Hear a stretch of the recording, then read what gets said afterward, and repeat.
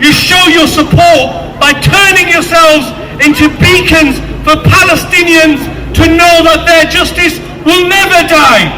It means asking the businesses where you spend your money to make a public stand in support of Palestinians, where you work for your workplaces to say they support Palestinians, where in your schools, your colleges and your universities you say support Palestinians. Repeat after me: free, free, Palestine! Free, free, Palestine! Free, free, Palestine! Because the Palestinian issue is an inflection point.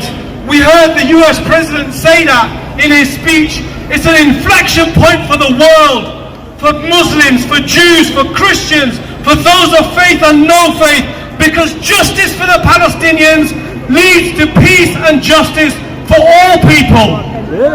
And this, brothers and sisters, is time to make your stand. Do it just not today, do it tomorrow. Keep doing it in your family groups, in your social groups, in your schools, in your hospitals, in your mosques, in your temples and your churches. Make sure that the voice of those babies being bombed in Gaza resonates through you, that their death means more to you than those of the politicians in this country and abroad. And let me tell you, I have been a politician as well.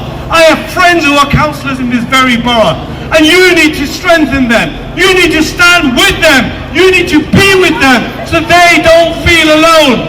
And whatever your feelings are, it is difficult, but you, the ordinary people, that's where it starts from. And today, yes, today, millions and millions of people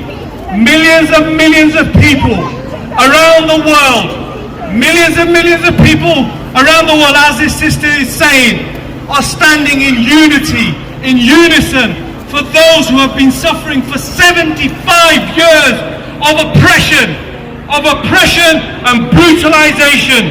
As the sister said, going through numerous checkpoints just to get to their schools, just to get to their homes, while politicians talk about the right to self-defend themselves.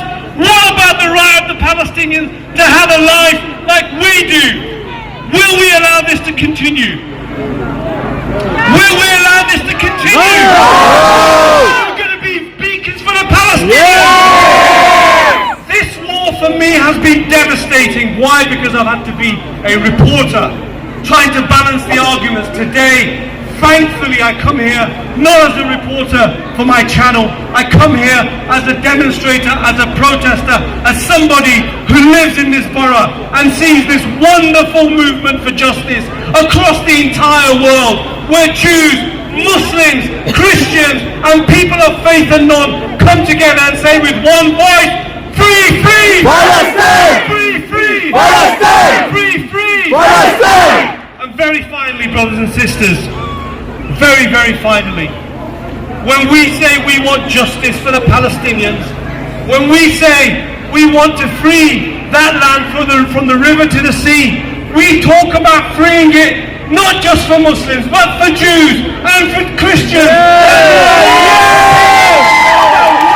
Holy land, so they can live together in peace, justice and equality.